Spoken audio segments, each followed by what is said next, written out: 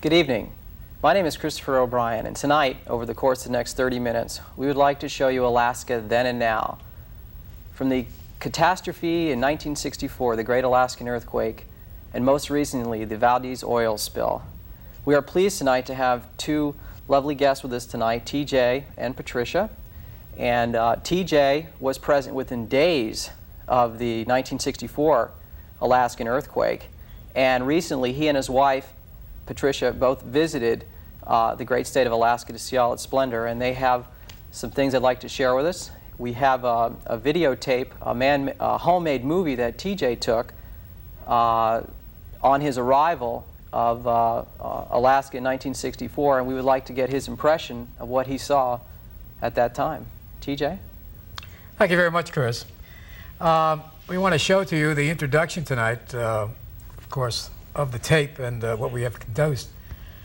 I arrived in really Monday, Easter Monday of 1964, and at that time we were the first airplane to arrive into the Anchorage airport in the evening.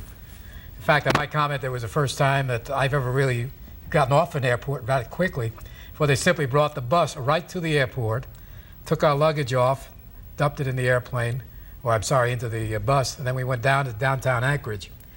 This thing you're seeing right now, of course, is the J.C. Penney shot of the J.C. Penney store. The complete facade had fallen away back down into 5th Street. And at that period of time, if you notice, 5th Street had dropped a period of depth of almost 15 feet. It's interesting to note that we're going to show to you, in fact, in a very short while, the slides that we took up there, of course, in August of 1987. The catastrophe was great. The buildings, of course, were demolished on both sides, and you'll see the remnants of this in the slides of the Anchorage area. TJ, was this disaster, was this mainly due to the earthquake, or was there a tidal surge that followed the quake? No, they experienced this earthquake as a separation. It was actually what they call the Gold Coast area, which was the residential portion of Anchorage Airport, the Anchorage area. It was right on the end of the, by the way, the Anchorage Airport, which I didn't deceive or of course, discern then that we were that much close to the drop-off. The homes at that period in that Anchorage area, the Gold Coast area, had simply dropped into the sea. And it was, the amount of damage was extremely great, but the amount of loss of life was extremely low. Yeah. You arrived into the airport, and I'm assuming was there anything left of the airport when you arrived? Was your plane guided at all, or how did you? When we arrived in the airport, it was the evening. It was a weird feeling because it came down, of course, the stairwell, and as we stood in front of the airplane at night, you couldn't see any lights whatsoever, but all you could hear were the putt-putts, in other words, the gasoline generators, and they rotated in a 360-degree motion. In other words, you were completely surrounded by these emergency generators, which were maintaining the navigational aids and the lighting, which was, of course, whatever was available at that time. What they used when the airplane landed, of course, they used the headlights from the buses, and that's all we used at that time. Before we, of course, went into downtown Anchorage. It's interesting enough, when we went in that evening, we went to the YMCA, and the Salvation Army had done a tremendous job in their communications. The Red Cross had taken over the entire gymnasium. I remember that very well. And the concern that evening was Valdez. Valdez, of course, was hit with a tidal wave after the earthquake hit, and then of course that wave came in and wiped out the entire town. Yeah, the whole town was lost. Yeah, the town was lost, and what you see today in the Valdez is a rebuilt town. How quickly did supplies reach that area? Now, you were in there. Did you have any trouble getting food or clothing, or you were? As far as shelter, that's what you're talking primarily. Shelter, the YMCA took care of us that night. I think the rooms were less than $5, and it wasn't really a room, it was a dormitory. The bunks were built in 3 tiers high. It was hot that evening. I think I was in the 3rd bunk on the top. Interesting enough, though, when I was waiting in line to get my assignment room, there was a long line waiting. There was a member of the armed forces standing in front of me, and he was complaining about the accommodations. And I told the clerk, I said, whatever he's got, I'll take. So then the clerk handed me the key, and he said, it's yours. Then the member of the armed forces, I think, I never forgot, he was a tech sergeant, turned around and said, no, wait a minute. And the clerk said, it's too late. He said, I don't know where you're going to go. I was up early the next morning. Of course, what you had just seen were the 8mm. I took a little Bell & Howell 8mm movie camera and took those the next morning. There was no breakfast to speak of. There was no restaurants open. But there was a Salvation Army van, you know, a coffee van running up and down the street. The National Guard was out that night, and they were feeding the National Guard, and they fed any of the civilians who were around. Did a tremendous job. Okay, movie time's over. We just finished the movie of the earthquake, and I understand we have some slides now. We're going to go over and see the changes that occurred from the earthquake until your trip, and some of the comments we could make on that. The first slide that we'll see, I guess, is going to be of the city of Anchorage. You can see Anchorage, modern city of Anchorage, modern hospitals, and the background, the beautiful Chugach Mountains in Anchorage. You're right, Chris. This was the view from the Gold Coast, the area I just talked about that was heavily hit. If you can imagine it, we're standing on it now and then looking out over the bay. And what happened, of course, in the earthquake is the ground simply fell away and the houses simply disappeared into the bay, that period.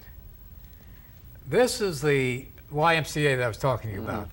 It was very small, it was very crowded, and of course that evening it was very hot.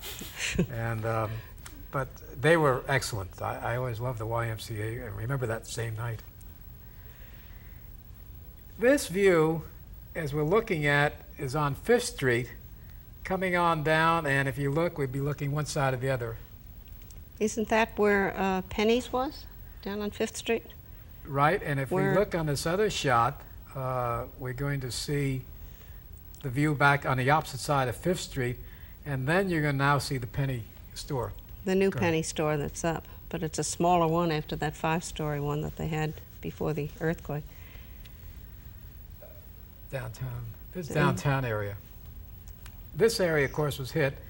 It was completely demolished. You saw some of this, of course, in the movie tape, movie film they had made.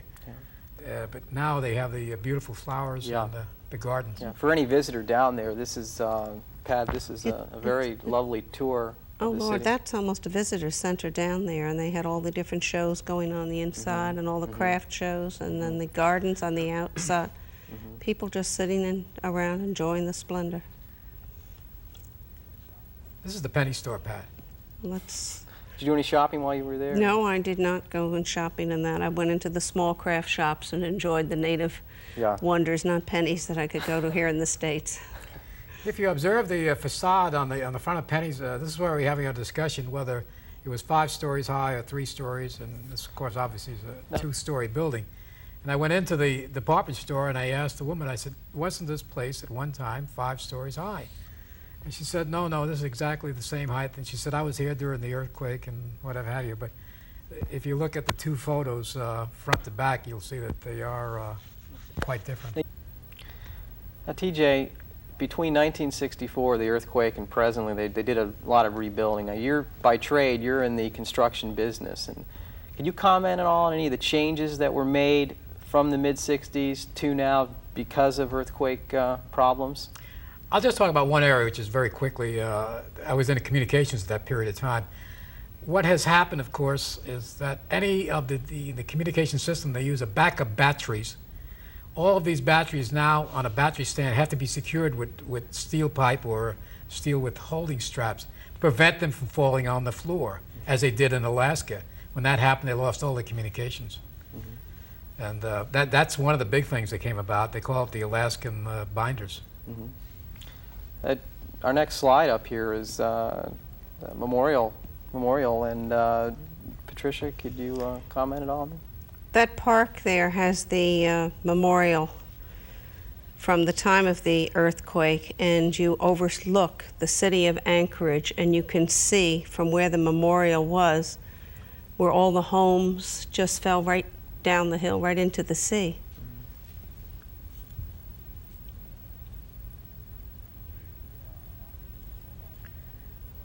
Now this is obviously we're no longer in Anchorage. Where are we now? No, this is the park. Okay, which park is that? What they, of course, when they went into, they rezoned this area as a park because it was prone to that earthquake.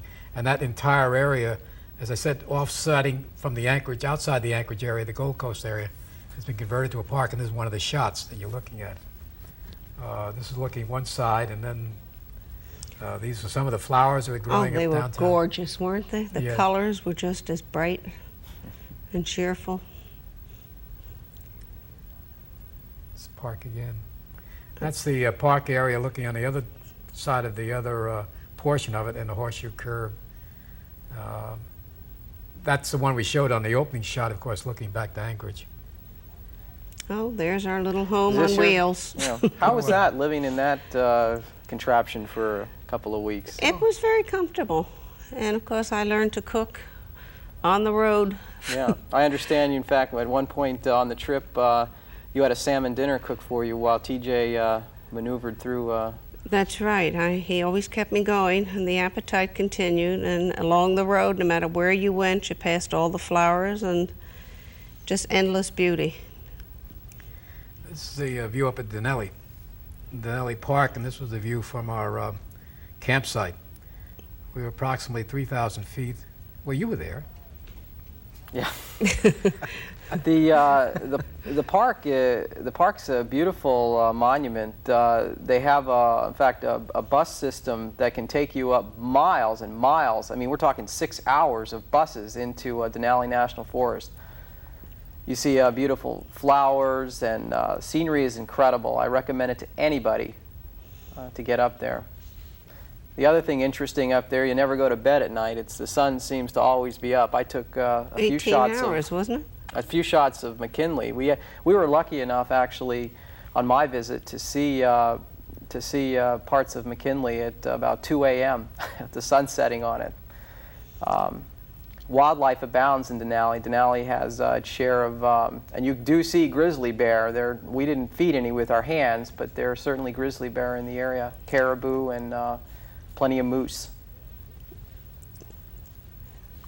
The grizzly bears tend to travel along these rock beds. You think of grizzly bears hanging out in these forests, but actually when you're up there, the tree line disappears, and most of the bears you can see them from miles away. They seem to congregate in these creek beds. Remember, we had watched a couple from the bus that were just sort of standing, looking at us as though they say, "I dare you." But we continued on our way. It's more of the natural beauty, and you can, every place you go, it's just endless. One spot's more awesome than the next as you drive along the highways. No traffic lights, no nothing. It was paradise. Yeah, anybody going to Alaska and expecting to find the comforts of home will be in for a major shock. The Grand Hotel at Denali, I think, charges close to $100 a night, as I understand. And it's nothing.